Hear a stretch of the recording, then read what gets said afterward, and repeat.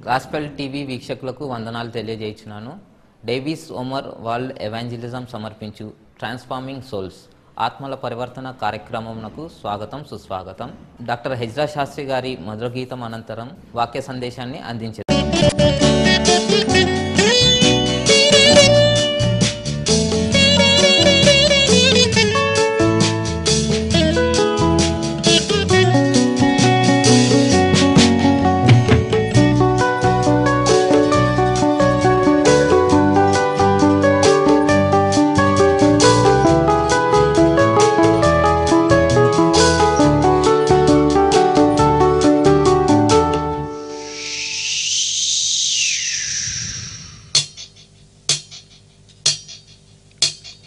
ఈ గాలివానలోన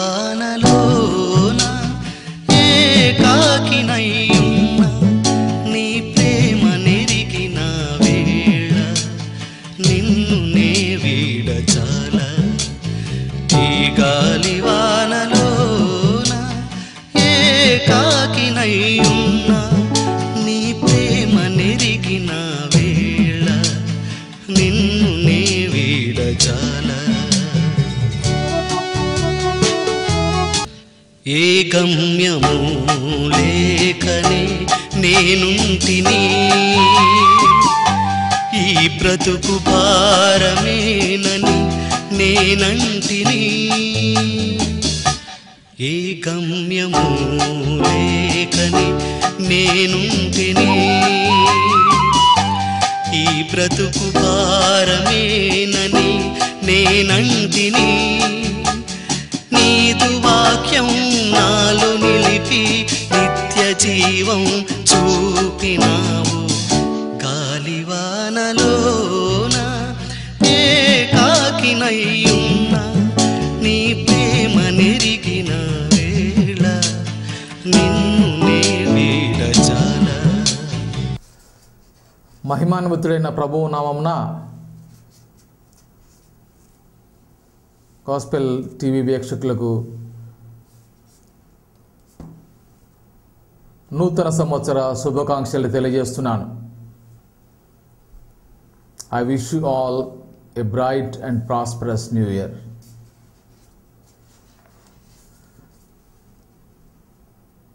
ప్రభునందు ప్రియమైన వారలారా, మనము నూతన సంవత్సరములో ప్రవేశించి ఉన్నాం.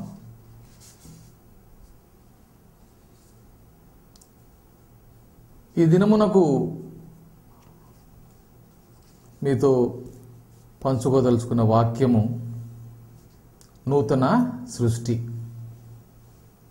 ప్రార్థన చేసుకుందాం.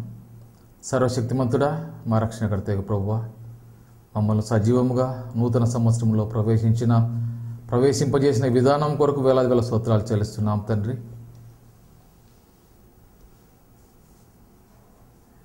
మీకు ఇష్టమైన బిడ్డలుగా మేము జీవితం కొనసాగించడానికి మాకు సహాయం చేయమని ప్రభుని యేసుక్రీస్తు వినతితో వేడుకొంటున్నాం తండ్రి. ప్రభునందు ప్రియమైన వారలారా, మరొకసారి మీతో కలిసి దేవుని యొక్క వాక్యాన్ని పంచుకునే అవకాశము ఆయన నాకు ఇచ్చి ఉన్నాడు. మొట్టమొదటిగా దేవునికి స్తోత్రాలు. టీవీ వీక్షకులకు నా వందనాలు. మరి ముఖ్యంగా ఈ సమయంలో ఈ గాస్పెల్ టీవీ ద్వారా వాక్యాన్ని అందిస్తున్న ప్రతి ఒక్క దైవజనునికి నా యొక్క క్రిస్మస్ మరియు నూతన సంవత్సర శుభాకాంక్షలు తెలియజేస్తున్నాను. నాకంటే ఎక్కువ వాక్యం తెలిసిన వారు, దేవుని పిలుపు కలిగిన వారు ఎంతోమంది ఈ యొక్క వాక్య పరిచయలో ఉన్నారు. వారికందరికీ దేవుడు సంపూర్ణ ఆరోగ్యములు కలుగచేయును గాక. ప్రభునందు ప్రియమైన వారలారా, ఈ దినమునకు ఏర్పరచబడిన వాక్య అంశంగా ప్రకటన గ్రంథము 21వ అధ్యాయము 5వ వచనం. అప్పుడు సింహాసనాసీనుడైన వాడు ఇదిగో సమస్తమును నూతనమైనవిగా చేయుచున్నానని చెప్పాను. సమస్తమైనవి నూతనముగా చేయుచున్నానని చెప్పాను. Is making everything, he says that he makes everything new. మన జీవితాల్లో ప్రతి ఒక్కరం కూడా ఎప్పుడు క్రొత్తదనాన్ని కోరుకుంటూ ఉంటాం. సామెత ఒకటి ఉంది, కొత్తొక వింత పాతొక రోత అని. కాబట్టి చిన్న పిల్లలకైనా పెద్దలకైనా ఎటువంటి వారికైనా కొత్త అనే పదము పట్ల ప్రత్యేక ఆకర్షణ ఉంటుంది. సాధారణంగా పండుగలకు కొత్త బట్టలు వేసుకోవాలంటారు.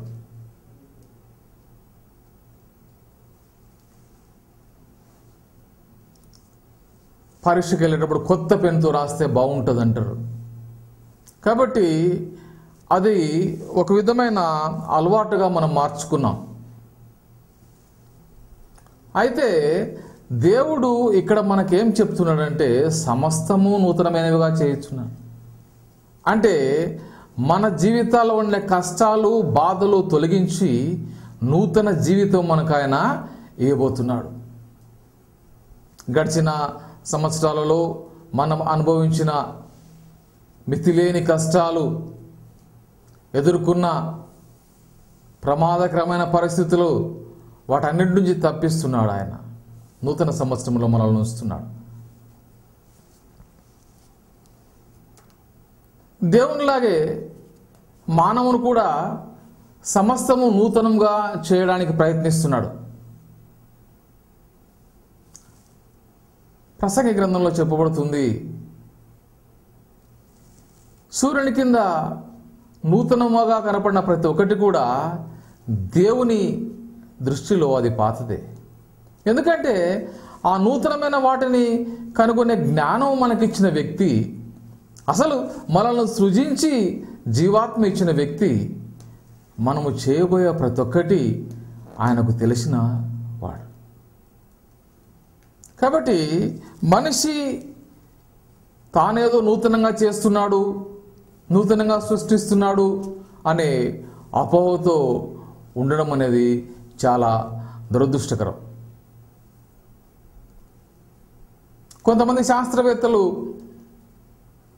దేవుని దగ్గరికి వెళ్ళారంట, అయ్యా నువ్వేనా మనిషిని సృజించేది, మేము కూడా సృజించగలమని.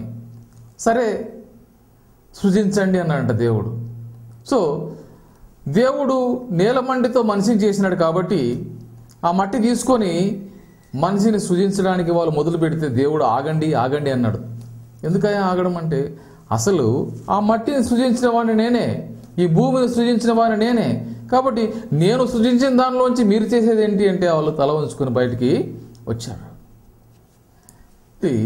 దేవునికి ఎదురు తిరిగి మానవుడు ఏది కూడా నూతనముగా చేయలేడు. యెషయా గ్రంథము 65వ వచనంలో, యెషయా గ్రంథము 65వ అధ్యాయము 17వ వచనంలో ఆయన చెప్తున్నాడు, ఇదిగో నేను క్రొత్త ఆకాశమును కొత్త భూమిని సృజించుతున్నాను, మునుపటివి మరోబడును జ్ఞాపకమునకు రావు. సో ఆయన కొత్త ఆకాశాన్ని కొత్త భూమిని సృజించబోతున్నాను ఇక్కడ చెప్పబోతున్నాడు. అన్ని నూతనంగా ఆయన చేయబోతున్నాడు. మనిషి మాత్రము ఆయన తనకిచ్చిన తెలివిని సద్వినియోగం చేయకుండా ఏవో కనుక్కుంటూ ఆయనకు దూరంగా మానవాళిని తీసుకెళ్తున్నాడు. అలనాడు నిషిద్ధమైన పాపమును తినొద్దయా అంటే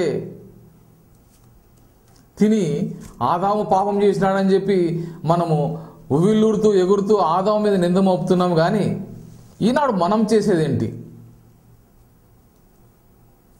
ఒకవేళ ఆదామే తప్పు చేసినాడు అనుకుందాము, మరి మనం ఎందుకు దాన్ని సరిదిద్దుకోకూడదు? మనకు దేవుడు జ్ఞానం ఇచ్చాడు కదా, అనవసరంగా ఎందుకు ఆదాముని వేలెత్తి చూపడం, ఆదాము చేసినాడని. ఒక్కసారి మనల్ని మనం స్వపరీక్ష చేసుకోవాలి. దేవుడు మీకు నూతన హృదయం ఇస్తానని చెప్తున్నాడు, మీకు నూతన బలం ఇస్తానని చెప్తున్నాడు, మీకు నూతన యవ్వనం ఇస్తానని చెప్తున్నాడు. నీకు నూతన జీవితం ఇస్తానని చెప్తున్నాడు, నీకు నూతన విశ్వాసం ఇస్తానని చెప్తున్నాడు. ఆయన కానీ మీరు విశ్వాసం లేక క్రియలు లేని జీవితం మీరు గడుపుతున్నారు. యెషయా గ్రంథము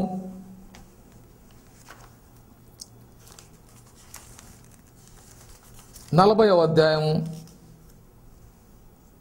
31వ వచనం చూడండి. యెహోవా కొరకు ఎదురు చూసేవారు నూతన బలం పొందుదురు, వారు పక్షిరాజుల వలె రెక్కలు సాగి పైకి ఎగుదురు, అలయక పరిగెత్తుదురు, సొమ్మసిల్లక నడిచిపోదురు. ఎటువంటి వాళ్ళు నూతన బలం పొందుతారు? యెహోవా కొరకు ఎదురు చూచువారు, దేవుని కొరకు నిత్యము ప్రార్థన చేస్తూ ఎదురు చూచువారు నూతన బలం పొందుదురు. గత వారాల్లో నేను చెప్పినట్లు సిమియోను భక్తుడు ప్రార్థనాపూర్వకముగా మెస్సయా రాక కొరకు అతను కనిపెట్టి ఉన్నాడు. తిరుగుబాటు స్వభావం లేక నిత్యము ప్రార్థనతో కనిపెట్టి ఉన్నాడు. కాబట్టి ఒకవేళ ఆయన వృద్ధుడైనను ఆయనకు నూతన బలము దేవుడు ఇవ్వడానికి సిద్ధంగా ఉన్నాడు.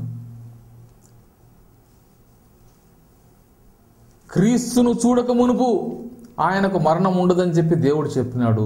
ఆయనకు మంచి ఆయుష్ అనుగ్రహించినాడు.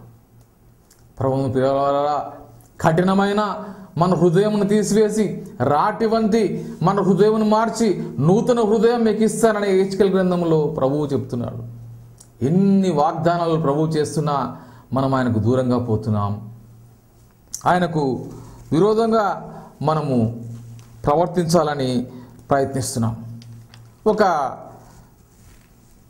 శాస్త్రవేత్త తన యొక్క స్వశక్తితో ఒక మనిషిని సృష్టించాలని ప్రయత్నాలు మొదలుపెట్టినాడు. ఒక పెద్ద ల్యాబొరేటరీ ఆయన పెట్టుకున్నాడు. ల్యాబొరేటరీ పెట్టుకొని సాధారణంగా శాస్త్రవేత్తలు అంటారు, బాగా జుట్టు పెంచుకొని తెల్లటి జుట్టు, గడ్డము, మాసిపోయిన కోటు, బూతుద్దాలు లాంటి కళ్ళద్దాలు. ఆ విధంగా ఆయన తన ప్రయోగాలు మొదలు పెడుతున్నాడు. తన ప్రయోగాలు మొదలు పెడుతూ ఒక అసిస్టెంట్ కూడా ఆయన పెట్టుకున్నాడు. అసిస్టెంట్ కూడా పెట్టుకొని మనిషి ఆకారాన్ని తయారు చేశాడు. ఆ రబ్బర్తో మనిషి ఆకారాన్ని ఆయన తయారు చేశాడు. తయారు చేసి తన యొక్క శిష్యుని పిలిచి, నేను ఇప్పుడు మనిషిని చేసినాను, అతనికి నేను ప్రాణం పోయడానికి సిద్ధంగా ఉన్నాను, నువ్వు పలానా ఇంజెక్షన్ తీసుకురా అంటే అతను అడుగుతున్నాడు, ఏమి ఇంజెక్షన్ తేమని అంటే బలము అనే ఇంజెక్షన్ తెచ్చినాడు. బలమైన ఇంజెక్షన్ అతనికి ఎక్కించినాడు. తర్వాత పోరాట పటిమ అది తెచ్చి ఎక్కించినాడు. ఇలాగా ఒక్కొక్క గుణము ఇంజెక్షన్ తెచ్చానికి ఎక్కిస్తున్నాడు. ఒక్కొక్క ఇంజెక్షన్ ఎక్కించే కొద్దీ అతను మెల్లిమెల్లిగా లేచి నిలబడుతున్నాడు, కదులుతున్నాడు. కాబట్టి చివరి ఇంజెక్షన్ వేసిన తర్వాత అతనికి పూర్తిగా మనిషి లాంటి స్వభావం వచ్చేసింది. అయితే ఈ శాస్త్రవేత్త జుట్టు బీక్కుంటూ తల బాదుకుంటున్నాడు. ఏంటంటే, నేను ఏదో ఒకటి మర్చిపోయాను ఇంజెక్షన్ ఇవ్వడానికి, వానికి ఏదో ఒక ఇంజెక్షన్ ఇవ్వడానికి మర్చిపోయాను అని. ఆ ఒక అసిస్టెంట్ కూడా ఆయనకి ఏది గుర్తు చేయలేకపోయాడు.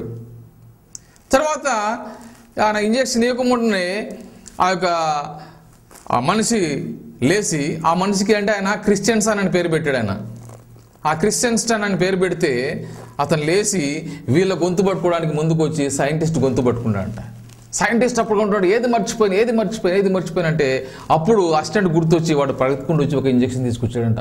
ఆ ఇంజెక్షన్ ఇస్తే ఆ ఇంజెక్షన్ మీద ప్రేమ అని రాసిందంట. కాబట్టి ప్రేమ అనే ఇంజెక్షన్ ఇవ్వలేదు కాబట్టి వాళ్ళలో ద్వేషం మొదలైంది.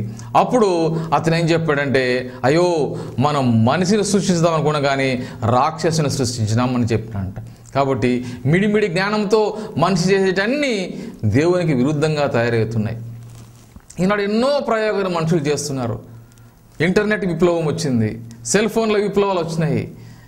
ఇవన్నీ మనిషి తన యొక్క కష్టపడే విధానాన్ని తగ్గించుకోవడానికి ప్రయత్నిస్తున్న విధానాలు ఇవి. అయితే ఇన్ని చేస్తున్న వ్యక్తులు ఎందుకు ప్రార్థన వైపు మొగ్గు చూపట్లేదు?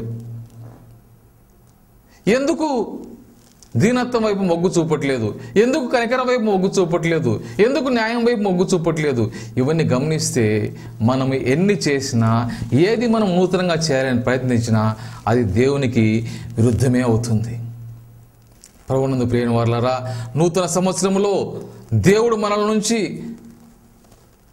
ఆశిస్తున్న న్యాయము, కనికరము, దీనత్వం కాక మనము దేవునికి ఏమి ఇవ్వడానికి సిద్ధంగా ఉన్నాం? మనం హృదయాలు ఇవ్వడానికి సిద్ధంగా ఉన్నామా? ఒక్కసారి మనం పరీక్షించుకుందాం. నూతన సంవత్సరములో మనము ఏ విధమైన నిర్ణయాలు తీసుకోబోతున్నాం? దేవుని ఏమడగబోతున్నాం? మనం ప్రభువా నాకు ఏది నువ్వు అనుగ్రహిస్తావు అని మనం అడగబోతున్నాం అనేది మనము జాగ్రత్తగా పరీక్షించుకుందాం. ఒక భార్యాభర్త ఉన్నారంట. వాళ్ళిద్దరికీ ముక్కులు కొంచెము అణిగి ఉంటాయి. మామూలుగా మన పారిభాషిక బదులు గ్రామీణ భాషలో అయితే వాటిని చప్పిడి ముక్కులు అంటారు. అంటే వాళ్ళు దేవుని ప్రార్థిస్తున్నారంట. దేవుని ప్రార్థిస్తుంటే దేవుడు వాళ్ళకి కనపడి మీకు ఏం కావాలంటే మా ముక్కులు తీసేయండి ప్రభువా అన్నారంట. సో ఆ ముక్కు తీసేసినాడు ఆయన. ముక్కులు తీసేస్తే ముక్కులు లేని వాళ్ళు అయితే మళ్ళా ప్రార్థన చేశారంట వాళ్ళు, ప్రభువా మాకు ముక్కులు కావాలి అని. ఆయన ఏం చేశారంటే అందరికి పోనీ మీకు ముక్కులు ఇస్తున్నానంటే అక్కడ ఈ ముక్కు ఉన్న ప్రదేశంలో కాక బాడీ అంతా ముక్కులు వచ్చినాయంట. మళ్ళా వాళ్ళు ప్రార్థన మొదలుపెట్టినారు, ప్రభువా మా ముక్కులు తీసేయండి అంటే మళ్ళీ ముక్కులు తీసేస్తే ఉన్న ముక్కు పోయింది, తర్వాత వాళ్ళకి ఏం లేదు. ఆ విధంగా మనం దేవుని కోరుకోవడానికి ప్రయత్నిస్తున్నాం. లేనిపోని కోరికలు, ప్రభువా నాకు ఆస్తి కావాలి, ప్రభువా నాకు అంతస్తు కావాలి, ప్రభువా నాకు గొప్ప ఉద్యోగం కావాలి, ప్రభువా నలుగురిలో నాకు ప్రతిష్ట కావాలి, ప్రభువా 10 మందిలో నాకు పరువు కావాలి, సంఘములో స్థానం కావాలి, సంఘములో పదవి కావాలి, సంఘములో అందరి మీద నేను అజమాయిషీ చేయాలి, పాస్టర్ గారు మొదలుకొని ప్రతి ఒక్కరి మీద నేను అజమాయిషీ చేయాలి అన్న కోరికలు నేటి క్రైస్తవులమైన మనకు ఉన్నాయి. అంతేగాని అనేక ప్రాంతాల్లో ఆయన పేరు తెలియని ప్రజలు ఎందరో ఉన్నారు, వారి మధ్యకు వెళ్ళి సువార్త ప్రకటిస్తాం అనే ఆలోచన ఎంతమందికి వస్తుంది? మీరు ఆలోచించండి. ఎంతమంది నూతన ఆత్మలను తీసుకొచ్చి మనం దేవుని సన్నిధికి తీసుకొస్తామనే ఆవేశము, ఉద్వేగము ఎవరిలో ఉన్నాయో ఒక్కసారి మీరు పరీక్షించుకోండి. దేవుడు మీ జీవితాల్లో నూతనంగా ఏమి ఇస్తాడో మీరు పరీక్షించుకోండి. మీ యొక్క స్వభావం మార్చుకోండి. ఎప్పుడైతే మీరు మీ యొక్క స్వభావం మార్చుకుంటారో అప్పుడు దేవుడు మీకు కొత్త పేరు ఇవ్వబోతున్నాడు. మీకు ఆయన రాజ్యములో కొత్త పేరు దేవుడు ఇవ్వబోతున్నాడు. ఏ దేవుడైతే యాకోబుకు ఇశ్రాయేల్ అని పేరు ఇచ్చినాడో, ఏ దేవుడైతే దానియేలుకు బెల్తెషాజర్ అని పేరు ఇచ్చినాడో, ఏ దేవుడైతే సౌలును పౌలుగా మార్చినాడో ఆ దేవుడు ఈరోజు నీకు కొత్త పేరు ఇవ్వడానికి సిద్ధంగా ఉన్నాడు. ఆ కొత్త పేరు పుచ్చుకోవడానికి నువ్వు సిద్ధంగా ఉన్నావా? ఒక్కసారి ఆలోచించుకో. నూతన క్రీస్తు కొరకు నూతన గీతాలు పాడు. ఆయన చెప్పిన వాక్య ప్రకారము ఎవరైతే నా యందు ఉన్నారో వారు నూతన సృష్టి అని చెప్పినాడు. ఆయన నూతన సృష్టిగా నువ్వు మారడానికి ప్రయత్నించు. నూతన సంవత్సరములో కొత్త వస్త్రాలు ధరించుకొని, కొత్త నిర్ణయాలు తీసుకొని, జీవితంలో ఏ విధంగా పైకి రావాలో ఆలోచించుకోకుండా, నీకు జీవము పోసి నీకు నూతన జీవం ఇచ్చిన దేవునికి ఏ విధంగా నువ్వు రుణపడి ఉన్నావో ఆలోచించుకో. సమస్తమును నూతనమైనవిగా చేయు దేవుడు ఈరోజు నీ యొక్క కష్టాలను తొలగించడానికి సిద్ధంగా ఉన్నాడు. అనేక రోగాలతో నువ్వు బాధపడుతున్నావా? ఎన్నో మందులు వాడినా జబ్బు నయం కాక నువ్వు బాధపడుతున్నావా? నేడే దేవుని దగ్గరికి రా, మోకాలు వంచి ఆయన కొరకు ప్రార్థన చేయి. వేకోజామున లేచి ఆయనకు ప్రార్థన చేయి. వేకోజామున ఆయన నీ స్వరము వినబోతున్నాడు, నీ ప్రార్థనలు అంగీకరించబోతున్నాడు. ఉదయమున లేచిన వెంటనే ప్రభువా నాకు సుఖమైన నిద్రను గురించి తిరిగి నూతన శ్వాసతో నన్ను ఉన్నట్లు చేసినందుకు మీకు వేలాది వేల స్తోత్రాలు చెల్లిస్తున్నాను తండ్రి ప్రార్థించి నీ జీవితాన్ని నూతనంగా ప్రారంభించు. అప్పుడు నీకు నూతన బలం వస్తుంది, నూతన యవ్వనం వస్తుంది. అంతేగాని కొత్త ఇల్లు నిర్మించుకుందాం, కొత్త బైక్ కొనుక్కుందాం, కొత్త బంగారు గొలుసు చేయించుకుందాం అన్న ఆలోచనలు వీడి దైవ సేవకులకు సహాయం చేస్తాం, దైవ సేవకులకు తోడ్పడదాం, బీదవారికి సహాయం చేస్తాం అని మీరు నూతన సంవత్సరంలో నిర్ణయం తీసుకోండి. విందులలో పాల్గొంటున్న మీరు అనేక మంది మీ ఫ్రెండ్స్ని ఇంటికి తీసుకొచ్చి విందులు చేసుకుంటున్న మీరు పేదవారిని మర్చిపోకండి. వారికి పిడికిడ అన్నం పెట్టడానికి ప్రయత్నించండి. చలి కష్టపడుతున్న వాళ్ళకు కట్టుకోవడానికి గుడ్డలు ఇవ్వడానికి ప్రయత్నించండి. ఎన్నో సంస్థలు అనేకులకు సహాయం చేయడానికి ముందుకొస్తున్నాయి. ఒకవేళ సహాయం చేయడానికి నీకు టైం లేదా, నీకు కుదరట్లేదా, వాళ్ళ ద్వారా ఇతరులకు సహాయం చేయి. అంతేగాని నేను ఇచ్చింది వాళ్ళు ఏమైనా తింటారేమో అన్న ఆలోచన నువ్వు మానుకో. నీ యొక్క పద్ధతులు మార్చుకో. ఇవాళ రేపు ఏమైపోయిందంటే కంప్యూటర్లో ఒకరు టైప్ చేసిన దాన్ని కాపీ చేయడము, పేస్ట్ చేయడము, కాపీ అండ్ పేస్ట్. నీ యొక్క నూతన జ్ఞానం అయిపోయింది. Copy paste, copy paste. ఆ విధంగా మన జీవితం అయిపోయింది. మన జీవితం కొత్త జీవితం కాక సరికొత్త జీవితంగా మారింది. పాతదాన్ని కాపీ చేసి కొత్తగా చేస్తే దాన్ని సరికొత్త కాపీ అంటారు. ఆ విధంగా మన జీవితాలు ఉన్నాయా ఒక్కసారి ప్రశ్నించుకోండి. ఏ టైం అయితే నువ్వు టీవీలు చూడడానికి, సీరియల్ చూడడానికి, సినిమాలు చూడడానికి వెచ్చిస్తున్నావో ఆ టైంలో కొంచెం టైము, ఆ టైంలో 10వ వంతు ఆయన ప్రార్థనలో గడపడానికి నువ్వు ఈ సంవత్సరం ప్రయత్నించు. దేవుడు నీకు తోడై ఉంటాడు. నిన్ను నూతన ఒరవడిలో దేవుడు నడిపిస్తాడు. మొన్న ఒకసారి నేను రోడ్డు మీద వెళ్తూ ఉంటే సడన్గా ఒక కుర్రవాడు మామూలుగా మంచిగా శుభ్రంగా టక్ చేసుకుని ఉన్నాడు, వెళ్తుండి సడన్గా ఉన్నట్లుండి మనిషి నిలబడుకొని ఇట్లా అని వెనక్కి తిరిగాడు. నాకు అర్థం కాలే ఏమైంది అని. మళ్ళా నువ్వు ఉన్న మనిషి ఉన్నపాటున ఇలాగన్నాడు. అది నాకు అర్థం కాలే. ఇలా చేయబట్టుకొని పరిగెత్తున్నాడు. అప్పుడు నాకు అర్థమైంది, వీడు పొద్దున్న నుంచి సాయంత్రం దాకా క్రికెట్ మ్యాచ్ చూసి ఇప్పుడు చర్చికి వచ్చాడు. చర్చికి వస్తుంటే పొద్దున చూసిన క్రికెట్ మ్యాచ్ని గుర్తు చేసుకుంటూ వచ్చాడని. ఆ విధంగా మన జీవితాలు ఉన్నాయా ఒక్కసారి నువ్వు ఆలోచించుకో. ఆలయానికి దేవుని ఆరాధించడానికి రా, పరిశుద్ధులతో సహవాసం చేయడానికి రా. ఈ రెండు చేస్తేనే ఆలయంలో నీకు రక్షణ దొరుకుతుంది, బానిసత్వం నుంచి నీకు విముక్తి దొరుకుతుంది. గత వారంలో నీకు చెప్పిన దేవుడు మీకు ఇనుప పాదరక్ష ఇవ్వడానికి సిద్ధంగా ఉన్నాడు. ఎందుకంటే రోమీలకు రాసిన పత్రిక 16వ అధ్యాయం 20వ వచనంలో చెప్పినట్లు మీ కాళ్ళ కింద సాతానును చితకదొక్కించడానికి ఆయన సిద్ధంగా ఉన్నాడు.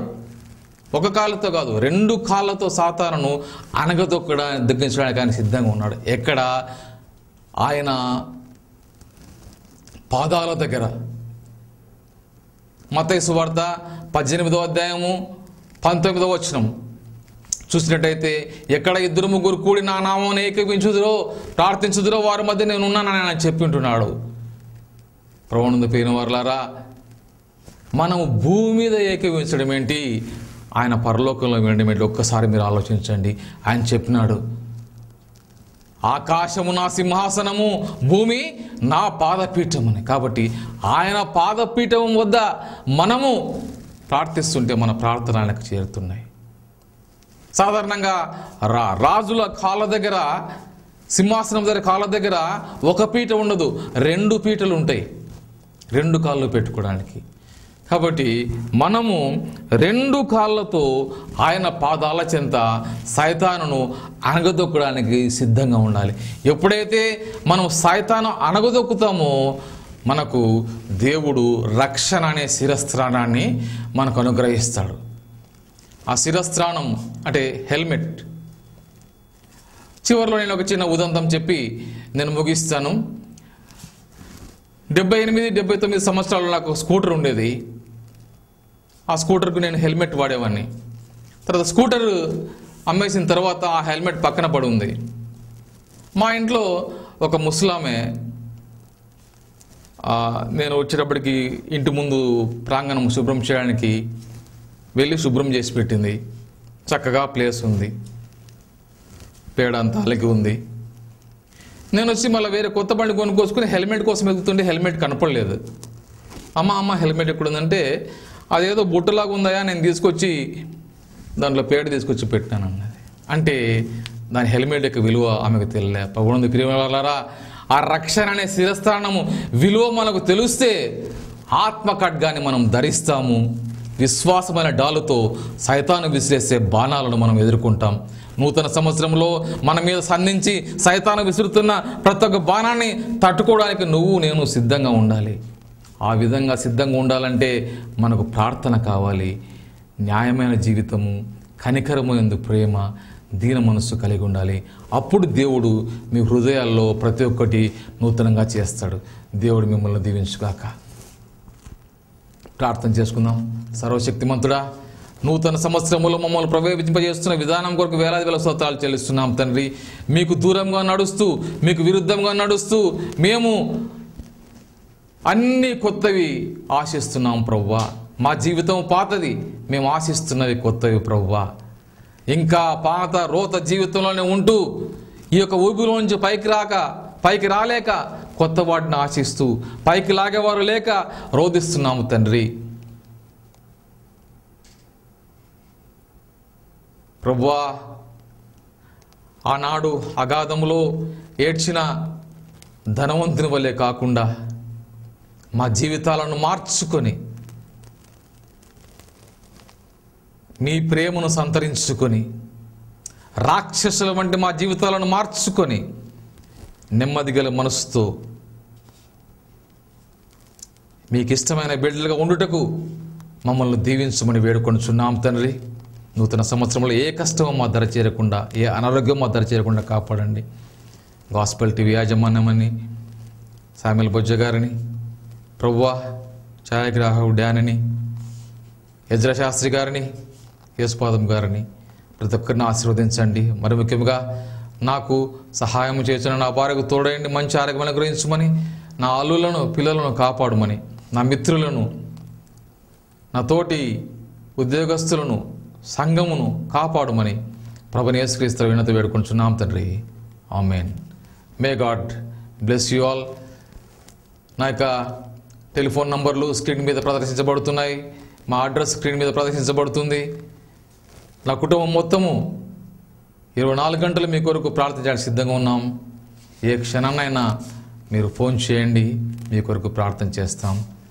దేవుడు మిమ్మల్ని ఆశీర్వదించుగాక. Once again I wish you a bright and prosperous new year. May God bless you. విన్నవి వాక్యం మీకు ఆశీర్వాదకరంగా ఉన్నదని భావిస్తున్నాము. మీ ప్రార్థన అవసరాల కొరకు సంప్రదించవలసిన మా చిరునామా Bandi Davis J Omar, door number 62, D type, heavy water plant colony, Ashwapuram, Khammam district. Pin code 507116. Phone number 9490974514, 9440563804.